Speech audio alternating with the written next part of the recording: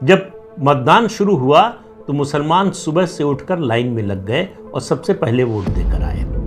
लंबी लंबी लाइनें लग गईं और हिंदुओं ने क्या किया, हिंदुओं ने वो आराम से उठे, खाया पिया, आराम किया। उसके बाद दोपहर के करीब पहुंचे और देखा कि बड़ी लंबी लंबी लाइनें लगी हैं, तो आधे लोग तो लंबी लाइनों को देखकर ही घर लौट गए कि बेकार है, इतनी देर तक कौन इंतज़ार करेगा।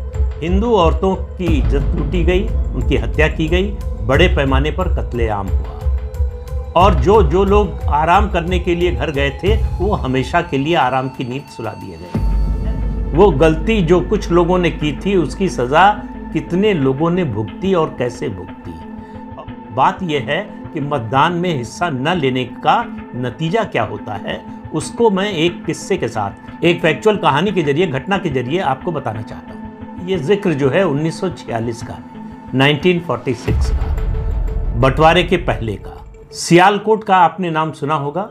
पाकिस्तान का जो पंजाब है, उस पंजाब प्रांत है, उसका एक जिला है सियालकोट। लाहौर से उसकी दूरी है 135 किलोमीटर और जम्मू से सिर्फ 42 किलोमीटर। गोपीनाथ बारदोलाई जो असम के बड़े नेता थे, देश के नेता थे, असम के खास तौर से बड़े नेताओं में थे, वो चाहते थे कि सियालकोट जो है वो भारत में रहे। जब भारत पाकिस्तान का बंटवारा हो रहा था, देश का बंटवारा हो रहा था कहना चाहिए, उस समय वो चाहते थे। वो सियालकोट उस समय हिंदू बहुल या हिंदू बहुसंख्यक जनसंख्या वाला इलाका था। फिर भी तय हुआ कि इसका फैसला जनमत संग्रह से होगा। जनमत संग्रह की तारीख तय हो गई, वोट का तरीका तय हो गया और तारीख और जो है समय तय हो गया। फिर कुछ लोग थे जो लाइनों को देखते रहे, इस इंतज़ार में थोड़ी देर खड़े रहे कि शायद ये लाइन छोटी हो जाए, शायद कम हो जाए, जल्दी वोट देने का मौका आ जाए तो वोट देकर जाएंगे। लेकिन वो भी थोड़ी देर बाद थक गए या कहिए उनको अपने आराम की याद आ गई, वो भी लाइनें छोड़कर जो है या लाइन में शामिल हुए बिना वो घर लौट गए, वोट नहीं दिया। इस जनमत संग्रह का नतीजा ये आया कि 55,000 मतों से ये प्रस्ताव पास हुआ कि सियालकोट को पाकिस्तान में शामिल किया जाए। सियालकोट भारत में शामिल होते होते पाकिस्तान में चला गया। मालूम है क्यों? 1 लाख हिंदुओं ने वोट नहीं किया। उस समय सियालकोट में हिंदुओं की कुल आबादी थी 2,31,000, 2,31,000। उसमें से 1 लाख ने वोट नहीं दिया। 55,000 से ये प्रस्ताव गिर गया। उसके बाद आपको याद होगा कि 1946 का 16 अगस्त का दिन, जब जिन्ना ने डायरेक्ट एक्शन की कॉल दी, जब डायरेक्ट एक्शन की कॉल दी तो उसका कहर जो है वो सियालकोट में भी बरपा। हिंदू औरतों की इज्जत लूटी गई, उनकी हत्या की गई, बड़े पैमाने पर कत्लेआम हुआ और जो लोग आराम करने के लिए घर गए थे वो हमेशा के लिए आराम की नींद सुला दिए गए। और 1951 यानी ये 1941 के सेंसस की फिगर बताई मैंने, 2,31,000 हिंदू पॉपुलेशन थी और 1951 यानी 10 साल बाद जब सेंसस हुआ, और जब ये मैं बता रहा हूँ 1941 के सेंसस के आधार पर तो 1946 की बात कर रहा हूँ। 1951 में जो सेंसस हुआ उसके मुताबिक सियालकोट में हिंदुओं की आबादी केवल 10,000 बची, केवल 10,000 बची। और 2017 की फिगर के अनुसार सियालकोट में हिंदुओं की आबादी सिर्फ 500 है। आज पता नहीं एक भी हिंदू वहाँ है या नहीं है। उस दिन अगर हिंदुओं ने, सियालकोट के हिंदुओं ने वोट दिया होता तो सियालकोट हिंदुस्तान में होता और वहाँ जो हिंदू थे वो सब जिंदा होते। तो वोट न देने का क्या असर हुआ ये आप इस बात से समझिए।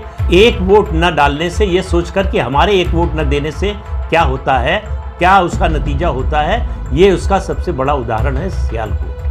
असल में क्या है कि हिंदू जो कौम है, हिंदू जो समाज है वो बड़ा आलसी समाज है। वो राष्ट्रीय जो मुद्दे हैं उन पर उस तरह से कभी उत्तेजित नहीं होता, उस तरह से कभी जो है वो उस तरह की निष्ठा नहीं दिखाता।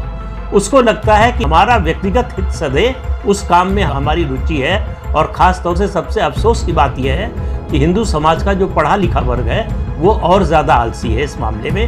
वो मतदान की तुलना में छुट्टी मनाना, घर में आराम करना ज़्यादा पसंद करता है। आप चुनाव दर चुनाव देखिए, आज़ादी के बाद से शहरी इलाकों में, खासतौर से बड़े शहरों में मतदान का प्रतिशत सबसे कम होता है। इस देश में मेरा मानना है कि अगर जनतंत्र को, प्रजातंत्र को किसी ने बचा कर रखा है तो ग्रामीणों ने बचा कर रखा है, ग्रामीण जनता ने बचा कर रखा है, जो कम पढ़े लिखे हैं, जिनको नासमझ समझा जाता है।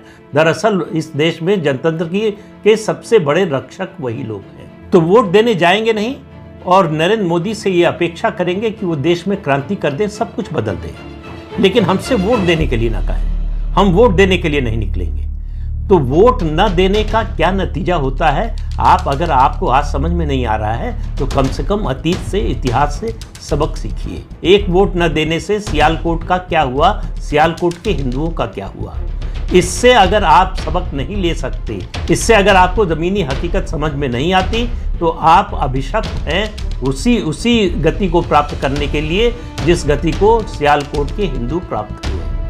ये आज का जो दौर चल रहा है, हिंदू पुनर्जागरण का दौर है, सनातन धर्म की पुनर्स्थापना का दौर है। इसमें मैं कहता हूं कि अगर आप नरेंद्र मोदी के खिलाफ हैं तो निकलकर उनके खिलाफ वोट दीजिए, लेकिन वोट दीजिए।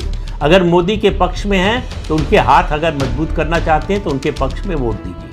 किसी को वोट दीजिए, लेकिन वोट जरूर दीजिए। ये सोचना कि हमारा एक वोट नहीं पड़ेगा तो क्या होगा, ये जो वोटिंग परसेंटेज गिरा है उसमें सबसे बड़ा कारण मैं यही मानता हूँ। जब आपके मन में ये ख्याल आए कि एक वोट से क्या फर्क पड़ेगा, हम वोट नहीं देंगे तो क्या अंतर आ जाएगा, नतीजा तो तय है, तब आप याद कीजिए सियालकोट की घटना को। सियालकोट के हिंदुओं ने अगर इस तरह से न सोचा होता, अगर आराम